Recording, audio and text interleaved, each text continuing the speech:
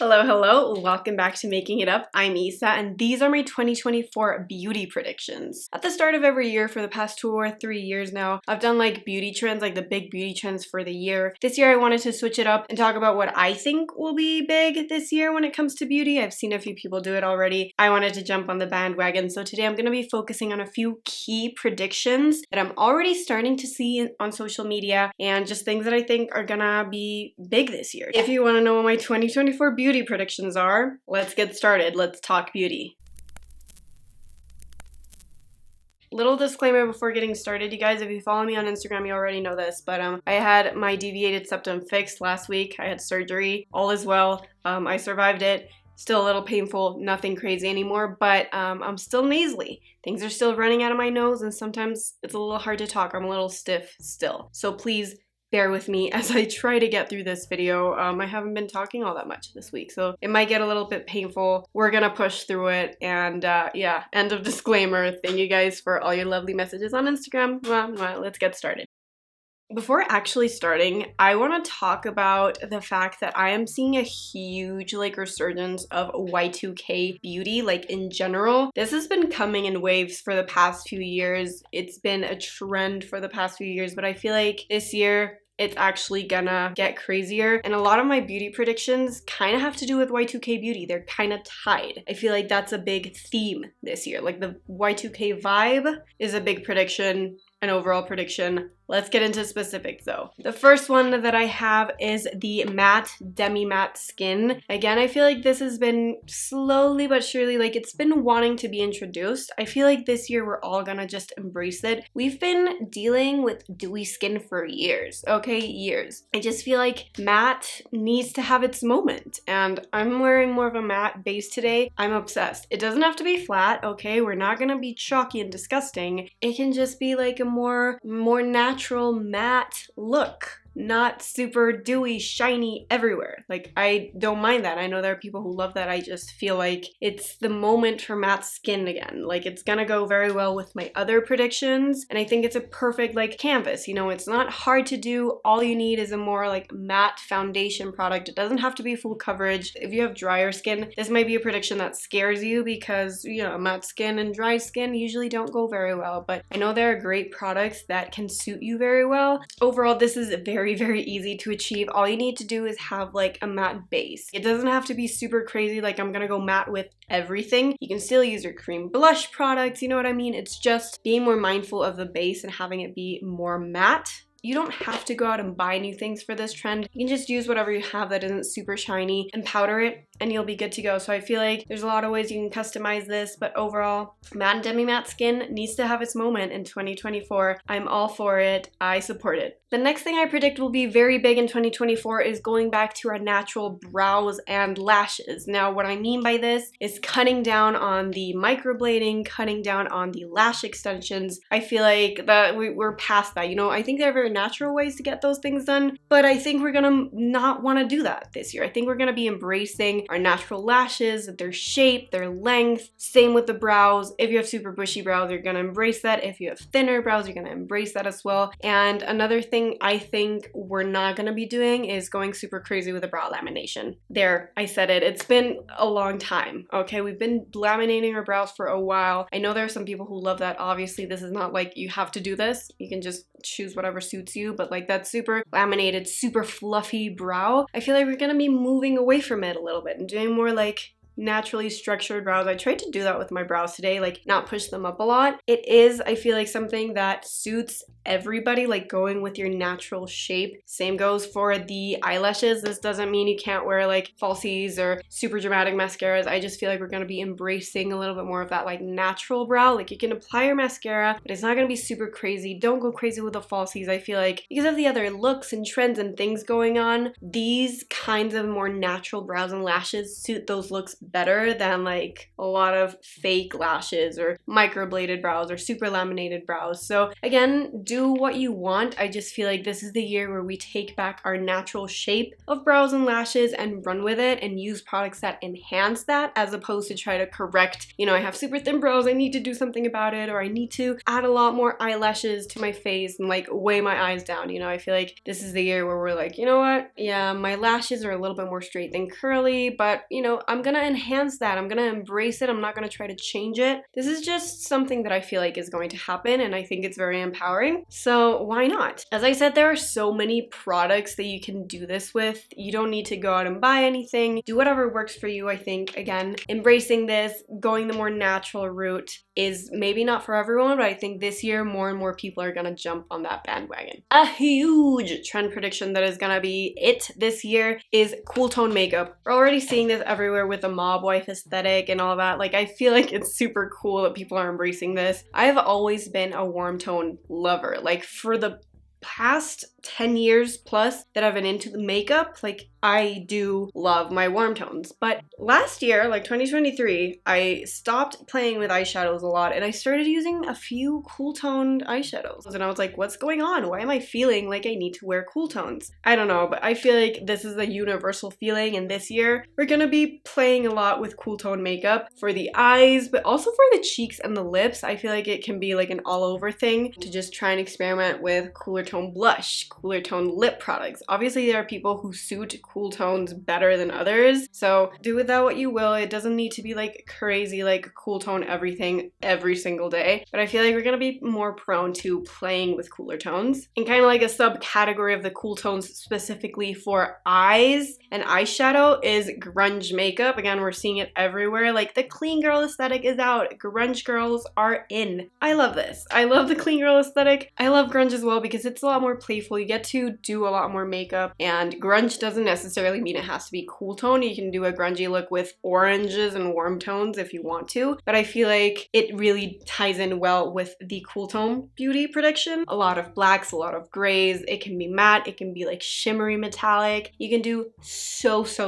much with this. Again, you don't need to go out and buy anything. If you have like a black or brown liner and brown and black eyeshadows, you can definitely start grunging your makeup up and getting a little bit messy, not super precise. I want to start doing more grungy looks because I feel like they're so fun, and I love that you can get a little bit more messy. It doesn't have to be super precise. So I think this is going to be a perfect trend, especially if you're wanting to play more with eyeshadow but are like, oh, I cannot do like a cut crease or anything like that. It's too hard. Grunge makeup, baby.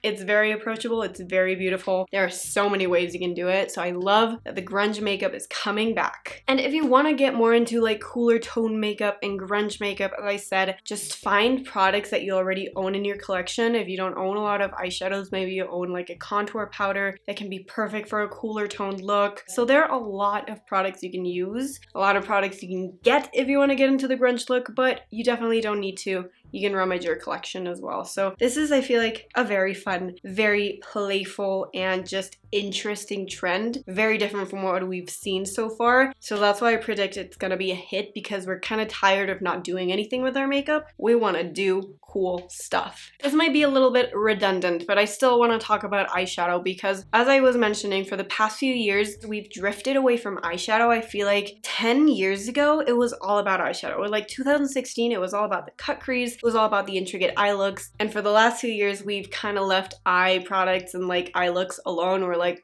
I don't want that, I don't need that. Myself included. I used to be a lover of all things eyeshadow, and the past few years, I'm like, I cannot be bothered. This year, I'm predicting the resurgence of the eye look. It doesn't have to be a cut crease, it doesn't have to be super intricate, but it does, you know, have to be an eye look, and you have to want to do like fun eyeshadow or like a cool liner, or just experiment more with your eyeshadow and make it a focal point in your makeup look. I think it's what we're craving, a little bit more creativity, having a little bit more fun with our makeup, and it definitely goes in line with the grunge makeup, with the cool tone makeup, because a lot of that is focused on the eyes. But I also think there are other ways to spice it up that I've been seeing a lot that, again, are pretty in line with the Y2K trend that I talked about at the beginning, which is kind of like the mother of a lot of these predictions. One way you can just spice your eyeshadow up is by doing a white eyeshadow. This has not been seen in a while. I did white eyeshadow today. I'm seeing it a lot, like frosty white or just like matte white, and it's so cool, okay? Sometimes Y2K is not the most comfortable thing for me, and I know it's not for a lot of you, but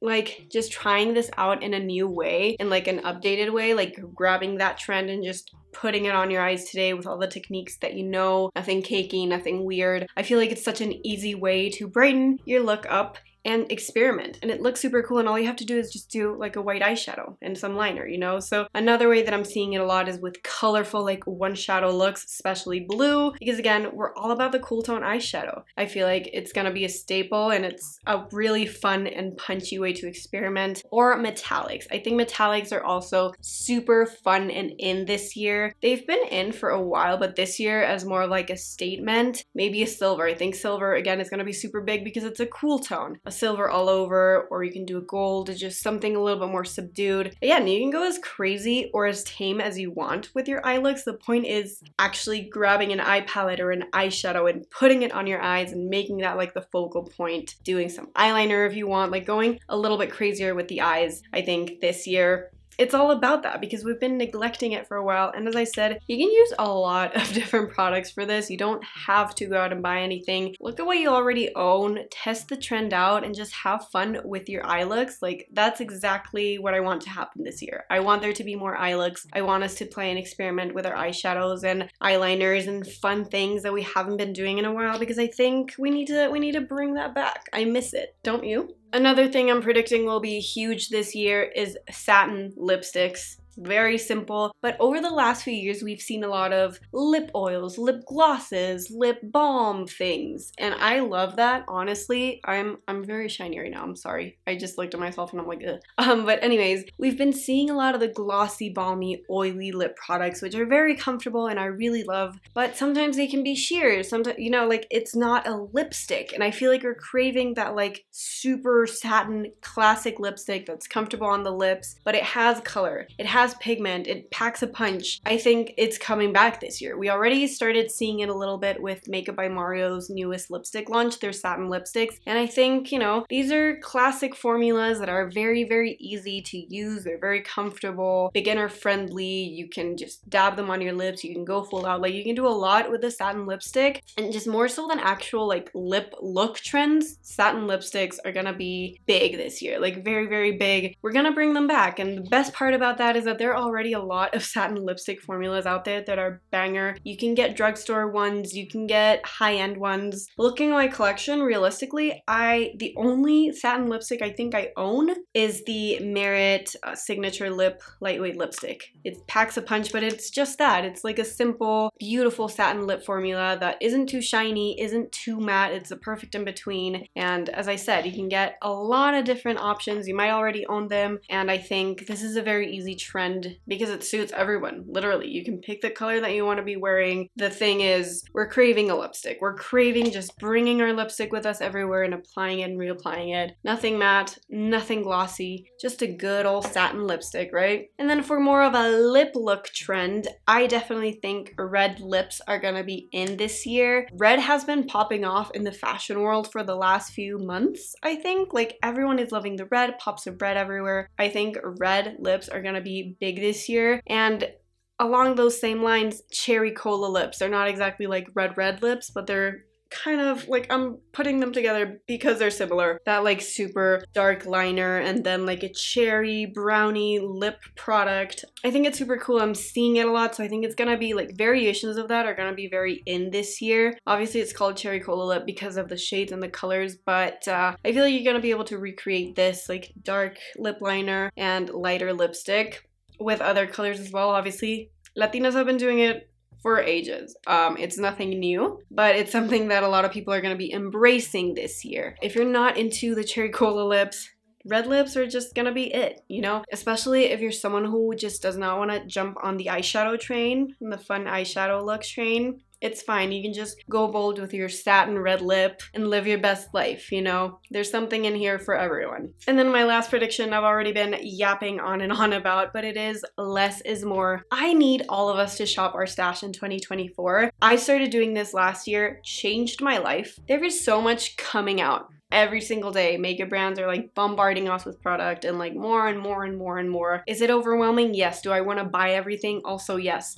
Do I have a lot of makeup products in here that need to be used? Definitely. So I think this is the year where we're like, you know what? I'm gonna use what I have. I'm gonna cycle through my products. And I love the fact that these predictions that I'm talking about, they're kind of coming back from years prior, or they're just easy things that you can create with what you already own. So there is no need to actually go out and buy anything to test these out if you want to test them out at all. I'm not saying like don't buy anything. I know we love beauty and we love to go out and purchase beauty. Like it's part of our love for beauty. But there's also, you know, the part where you already own so much and you're neglecting your products. I loved other products that I recommend in the links down below. That doesn't mean you have to actually go ahead and buy those products. It just means that if you're curious, you can go look at them, or if you want to see what they are so that you can see what you can dupe with in your collection. That it's just information, you guys. So never feel super pressured by everything that I linked down below to actually purchase it. If you want to and you want to support me, great. But if you don't,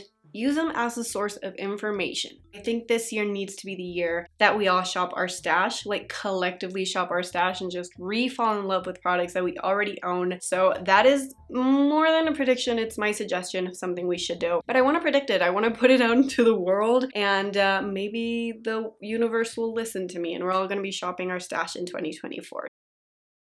And those are my beauty predictions for 2024. What do you think?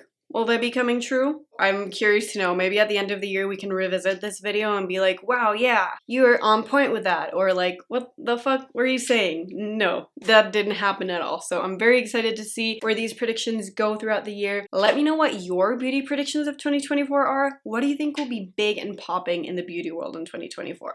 Leave it in the comments. But for now, that is it. Thank you so much for watching. I hope this was fun. I hope it was helpful. And I hope to see you right here for my next video. Thank you again from the bottom of my heart. I love you. And I'll see you in the next one. Bye!